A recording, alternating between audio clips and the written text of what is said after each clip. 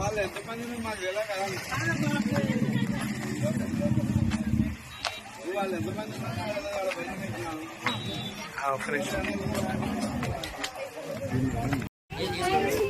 చెప్పండి మేడం. ఎక్కడ school madam ఇది? మేడం ఆటోలో కూడా తీసుకోరా?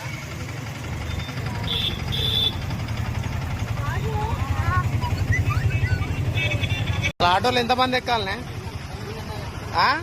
నీకు 12 మందికి ఇచ్చిండు ఆర్టీఓ పర్మిషన్ ఎక్కించుకోవచ్చు అని.